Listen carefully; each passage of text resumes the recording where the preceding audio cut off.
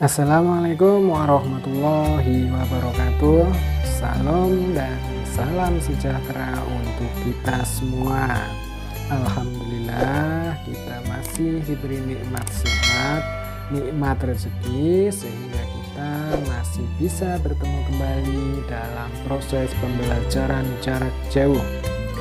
Nah, marilah kita awali kegiatan pembelajaran ini dengan berdoa menurut agama dan kepercayaannya masing-masing. Berdoa dimulai, berdoa selesai. Nah, selamat datang dan selamat bertemu kembali. Kali ini Bapak akan melanjutkan materi dari pertemuan PJJ sebelumnya, yaitu mengenai arti penting norma dalam mewujudkan keadilan. Nah, ada materi apa saja yang akan kita bahas? Yuk kita simak ke slide selanjutnya.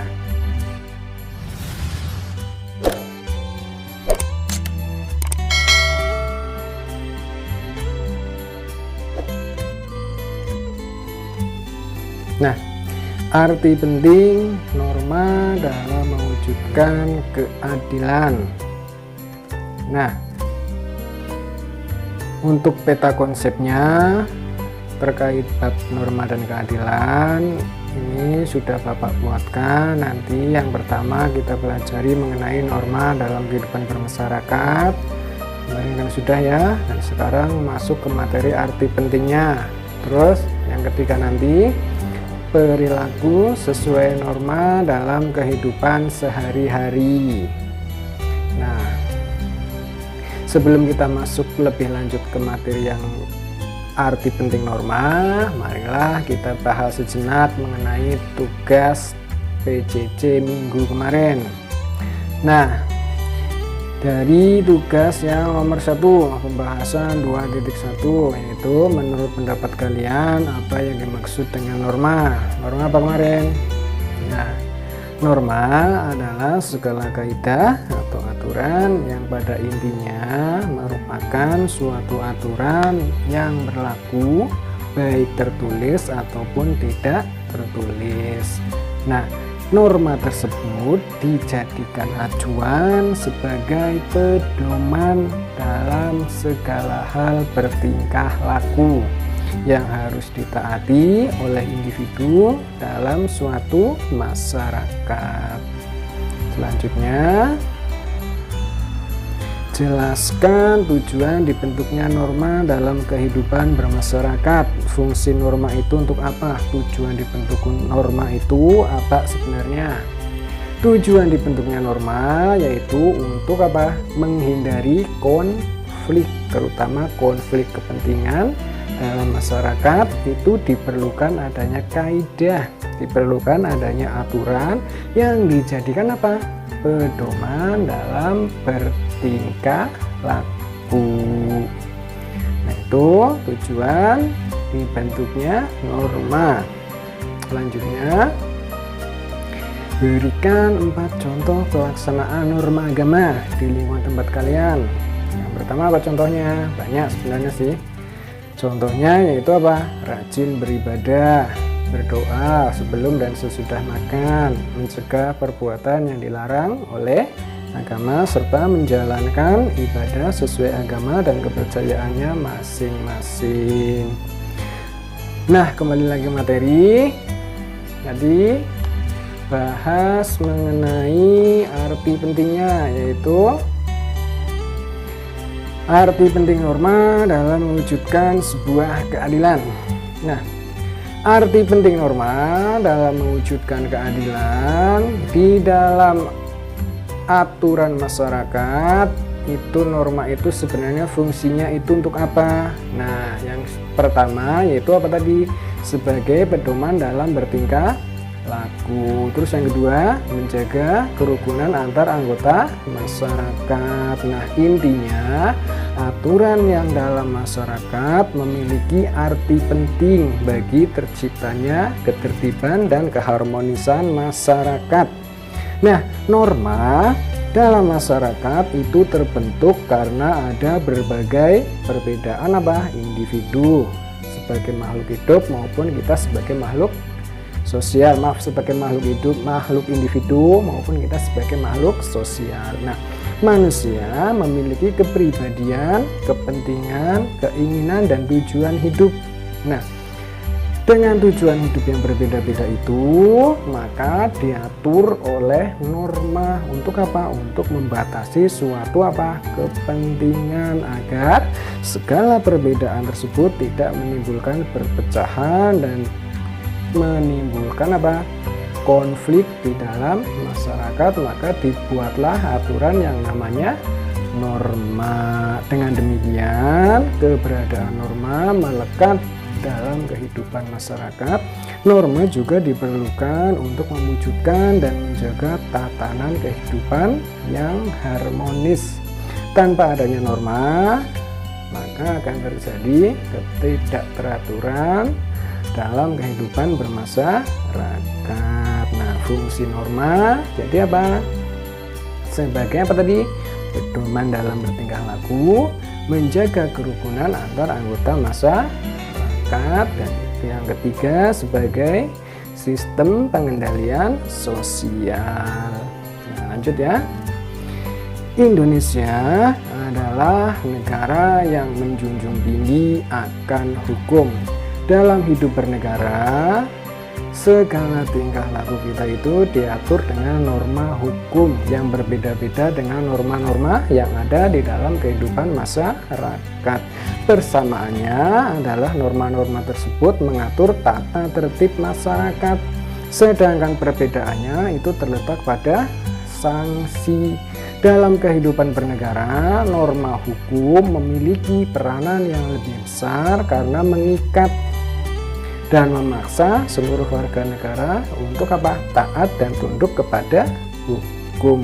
Dasar negara Indonesia sebagai negara hukum itu ada di pasal 1 ayat 3, yaitu bahwa Indonesia menyatakan sebagai negara hukum, yaitu negara hukum yang mendasarkan segala sesuatu, baik tindakan maupun pembentukan lembaga negara pada hukum tertulis atau tidak tertulis. Itu dasarnya ada di pasal 1 ayat 3.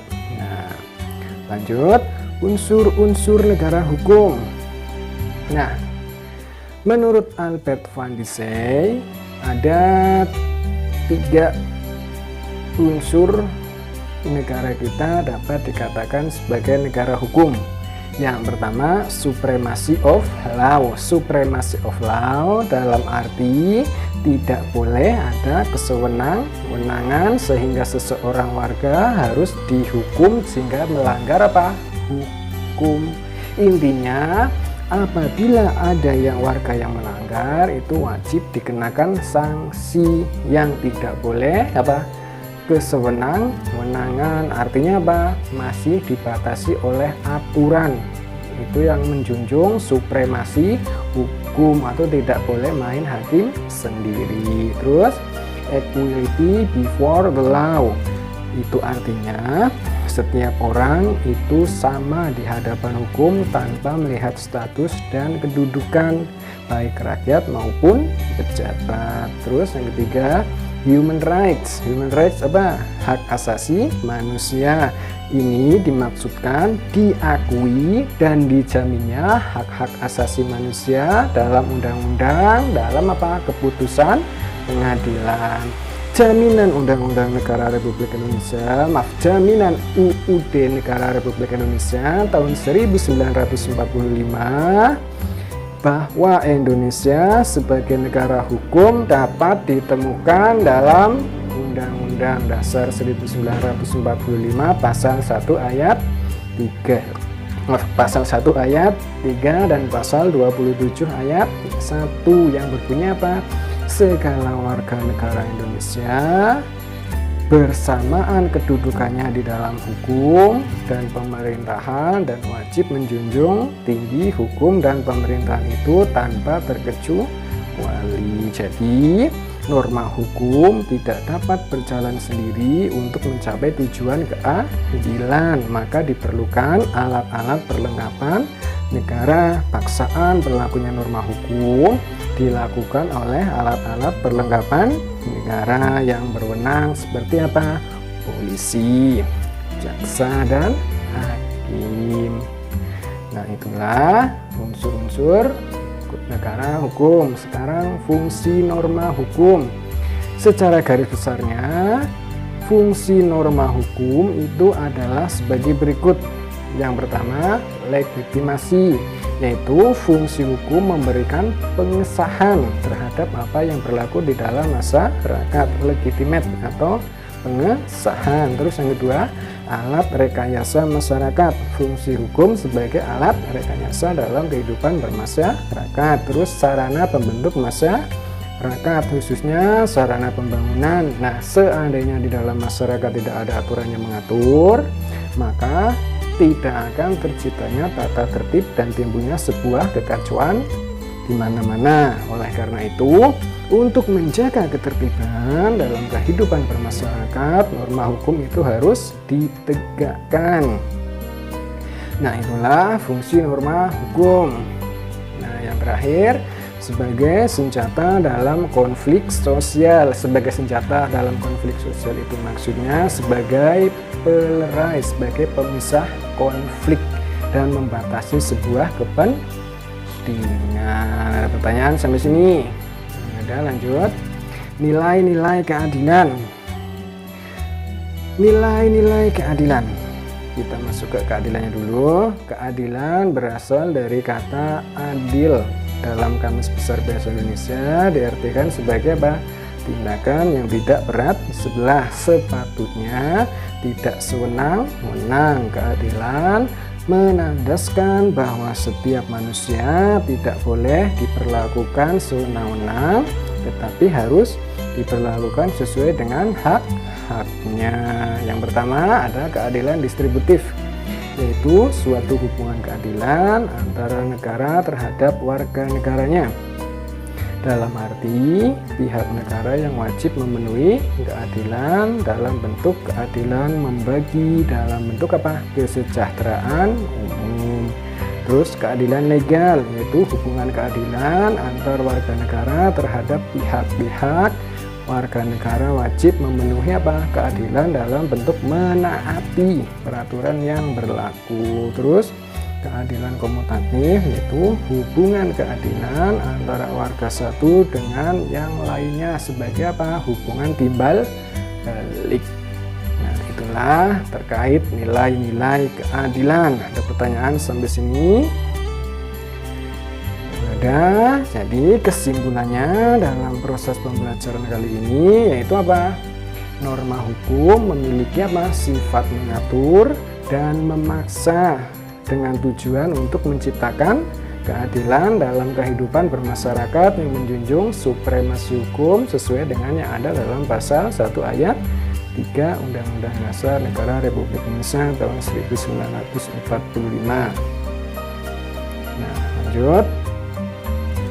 Nah, aktivitas 1.2. Setelah kalian memahami arti penting norma dalam kehidupan bermasyarakat, selanjutnya kalian kerjakan soal-soal yang ada di dalam video berikut. Nah, kemudian bisa dijawabkan di kolom komentar YouTube atau boleh dikerjakan di buku tugas. Yang pertama, berikan 5 contoh peraturan yang ada di lingkungan tempat tinggal kalian. Kan masing-masing tempat tinggal kan ada 5 peraturan yang tidak boleh dilanggar. Pasti ada itu. Nah, coba berikan contoh peraturan tersebut. Terus, nah, maaf, cukup satu saja pertanyaannya. Terima kasih. Salam Pancasila. Bapak harapkan dikerjakan sebagaimana mestinya. Bapak ingatkan kembali yang belum ikut ulangan segera untuk ikut ulangan. Terus yang belum mengerjakan tugas 1-3 silakan juga dikerjakan. Silakan lihat di video Bapak. Jadi silakan yang belum Bapak harapkan bisa mengerjakan sesegera mungkin. Oke, ada pertanyaan, Bapak akhiri. Assalamualaikum warahmatullahi wabarakatuh.